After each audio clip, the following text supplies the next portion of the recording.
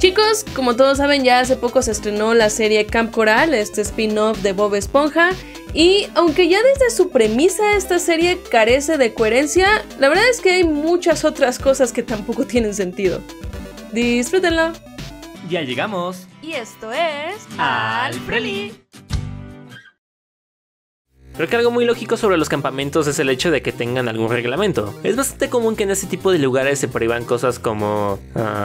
bueno, no se me ocurre ninguna regla en específico, pero es seguro que sí las tendrán. Y Camp Coral no es la excepción, aunque una de estas reglas es bastante extraña. Esto lo veremos en el primer capítulo de Jellyfish Kid, en el cual hay una escena donde está Larry junto a sus alumnos haciendo ejercicio, y si nos fijamos en el fondo podremos ver que hay un cartel que dice que los lentes están prohibidos. Ok.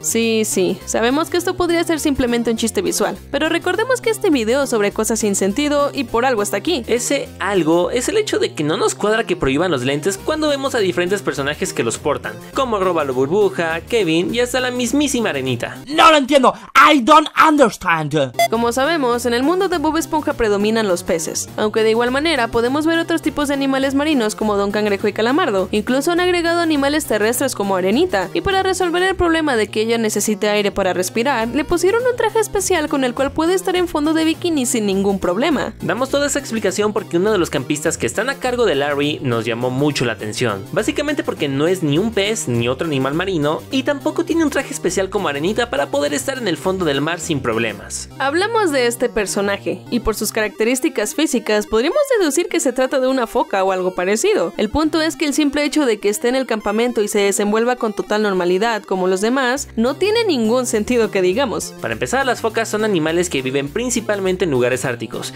y aunque en realidad ellas pueden vivir casi en cualquier costa del mundo, verlas en un lugar tropical como lo es fondo de bikini es algo simplemente imposible. Además, es cierto que este animal es capaz de aguantar la respiración por mucho tiempo, pero de ninguna manera serían capaces de vivir debajo del agua como lo hace este personaje. No lo sé, Rick, parece falso.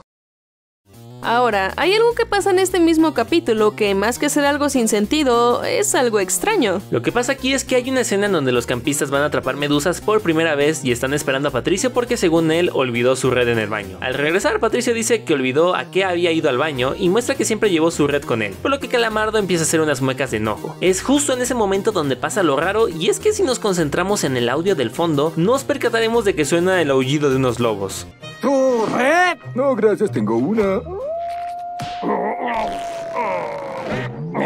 Muy bien. Encuentro esto misterioso. Muy misterioso.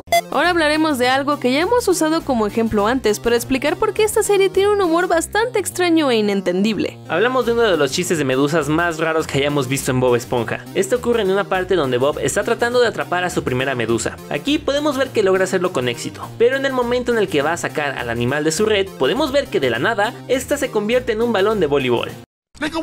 Lo peor de todo es que pensaron que eso era el mejor chiste del mundo, que estaban revolucionando la comedia, que iban a quitarle el trabajo a miles de estandoperos y decidieron que harían ese mismo chiste 2 veces más, solo que ahora las medusas se convertirían en un frasco con dinero y una tostadora.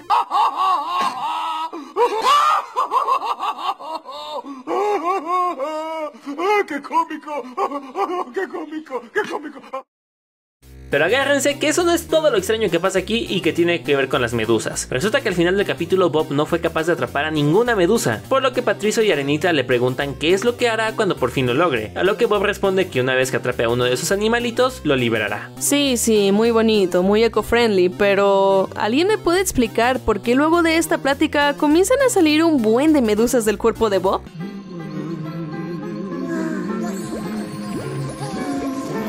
No sé si es por nuestra edad que ya no entendemos estas cosas o que esta caricatura está hecha para un público lo suficientemente sofisticado para entender su humor, pero por nuestra parte no entendemos ni la más mínima idea de lo que pasó aquí. Ahora pasemos al episodio donde conocemos a Narlene, Sugar Squeeze. Aquí, para empezar, el personaje de Narlene no tiene nada de sentido, ya que ocurre lo mismo que con la foca que mencionamos anteriormente. Narlene es una narval, y los narvales son animales árticos, así que el simple hecho de que ella esté en ese campamento y sus alrededores no cuadra. Pero no nos centremos en eso. eso, mejor concentrémonos en algo mucho más extraño sobre ella. Y es que, por alguna razón, Narlene parece saber los nombres de los personajes incluso antes de que se presentaran. Esto lo decimos porque hay una escena donde Narlene le habla a Arenita y para esto la llama por su nombre, lo cual no tiene mucha lógica teniendo en cuenta que en ningún momento dijeron sus nombres. De hecho, hasta resulta un tanto perturbador.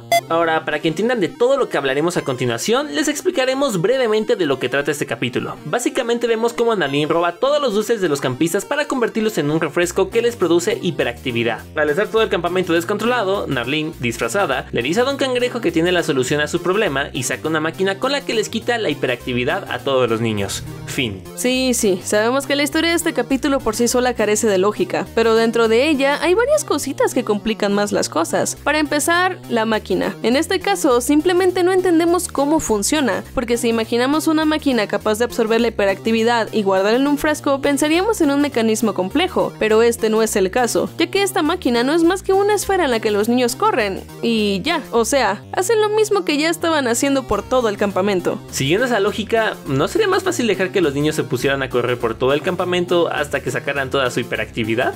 Por Dios, qué gran idea. ¿Cómo no se me había ocurrido? Otra cosa que tiene que ver con la máquina esa toda rara es la cantidad de azúcar que recolecta de todos los niños, ya que si nos fijamos en todo lo que consumieron, podemos ver que es bastante, mucho más que un solo frasco. Entonces, ¿cómo es posible que todo lo que recolectó la máquina de todos los niños sea solamente un frasquito? O sea, es matemáticamente imposible. Además, hay otro misterio que envuelve este frasquito, y es que en el momento en el que Narlene consume ese azúcar, podemos ver que la escupe y con esto crea fuegos artificiales, cosa que no me cuadra. ¿Por qué pasaría eso? ¿Está comiendo azúcar o pirotecnia? A ver, que alguien me explique. Algo que pasa mucho en las caricaturas es que cada personaje tiene comportamientos o características especiales, y en el caso de Bob Esponja pasa lo mismo. Como ejemplo tenemos a Calamardo, que básicamente es un personaje gruñón y el que menos soporta a Bob Esponja. Por tal motivo vemos que tiene ciertas conductas con las cuales notamos el desprecio que le tiene. Ahora, sabiendo todo esto de Calamardo, nos parece bastante absurdo lo que pasa en el capítulo Tag Your It, ya que aquí vemos cómo Calamardo anhela jugar con Bob, Patricio y Arenita.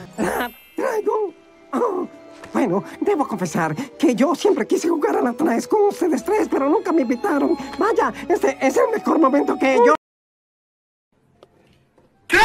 En este mismo episodio conocemos otros personajes que son unos campistas adinerados, y bueno, no es que no tenga sentido que sean adinerados, lo que no entendemos de ellos es qué hacen en Camp Coral. ¿Cuál es su función? ¿Por qué gente adinerada estaría en un campamento junto a otros personajes que no son de su misma clase social? Además, nunca se les ha visto haciendo alguna actividad especial del campamento, porque por ejemplo, otros consejeros tienen actividades únicas, como Larry, que se dedica al ejercicio, o Róbalo Burbuja, que hace cosas de nerds. Mientras tanto, estos personajes adinerados que mencionamos no hacen nada, prácticamente no tienen ningún propósito. Ya para finalizar con las cosas sin sentido de este capítulo, hablaremos sobre otra en la que nuevamente Calamardo es el protagonista. Usted no aprende, ¿verdad? Lo que vemos en este capítulo es simplemente a Bob, Patricio y Arenita jugando a las traes por diferentes cabañas del campamento debido a que afuera está lloviendo, y como solo se dedican a hacer desastres, los consejeros van mandándolos de un lado a otro. Es al final cuando vemos lo que no tiene nada de coherencia, y es que resulta que Bob y sus amigos regresan a su cabaña, misma donde podemos ver a Calamardo preparándose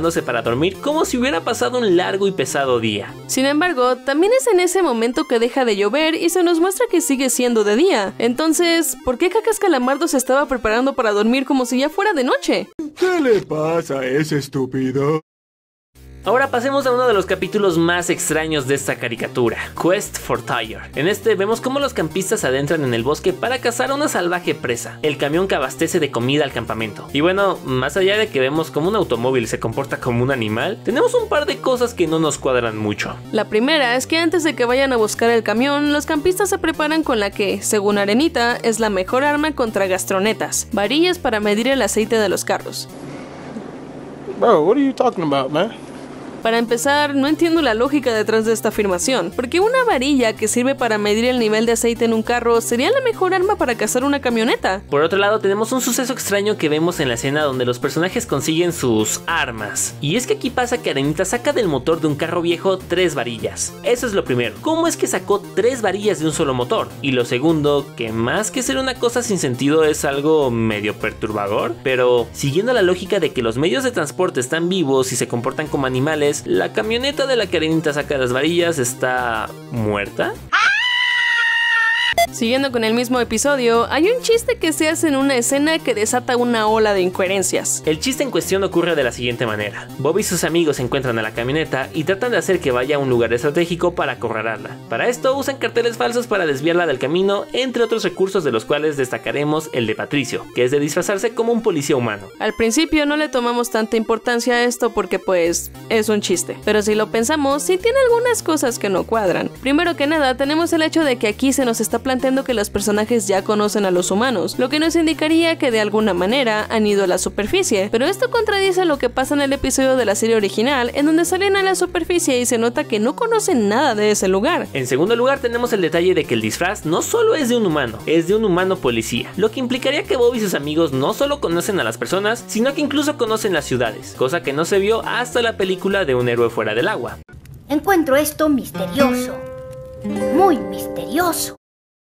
Para finalizar, hablaremos brevemente sobre varias cosas absurdas que vemos en el episodio Cabin of Curiosities. Muy resumidamente, este trata sobre Bob y Patricio tratando de conseguir alguna condecoración del campamento y terminan metiéndose a una cabaña abandonada donde se hacen amigos de unos monstruos. Eso es lo más estúpido que he oído. Tal vez sea estúpido, pero también es tonto. Aquí tenemos otro chiste que tampoco nos da risa porque básicamente no se entiende. En él vemos que Don Cangrejo está rodeado del dinero de los ricos del campamento hasta que la consejera hace que toda esa lana explote, lo que provoca que el cangrejo tome un aspecto digital o algo así. Primero lo evidente, ¿por qué cacas tendrías dinero explosivo? Y en segunda, ¿por qué Don Cangrejo se convirtió en esa malla verde? Ahora sí, ya entrando en cosas más importantes de la historia, vemos que hay una parte donde Bob y Patricio se encuentran con la cabina del arrastrero, un lugar al que se nota que tienen miedo de acercarse, lo cual es algo lógico, porque son niños y entre ellos siempre están este tipo de creencias y leyendas sobre lugares abandonados. Lo que no es lógico es que, a pesar de que se note que tienen miedo, se metan a la cabina. ¿No se supone que lo que tendría más sentido sería irse?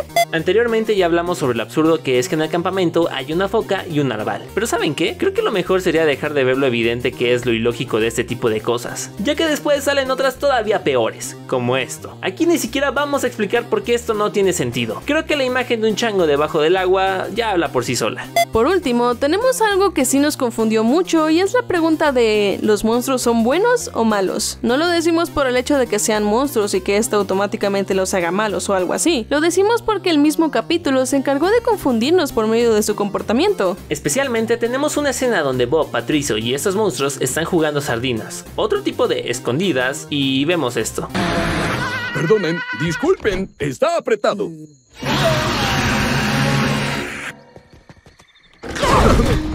Creo que todos estamos de acuerdo que luego de ver cómo pretendían comerse a Bob, tenemos claro que los monstruos efectivamente son malos, pero esta idea choca con el final del capítulo, donde vemos que todos estos personajes firmaron en el libro de Bob indicando que se hicieron sus amigos. Entonces, ¿son malos? ¿Son buenos? ¿No son malos ni buenos? ¿Son malos para ser buenos? ¿Son buenos para ser malos? Pretenden ser buenos cuando en realidad son malos, pero hay veces en las que son malos para pretender ser buenos y es entonces que revelan ser malos de una buena manera.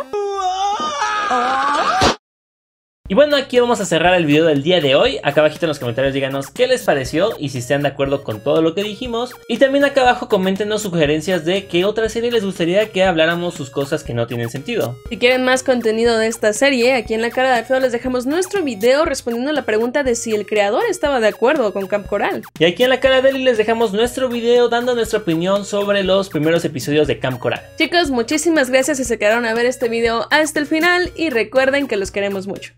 Adiós.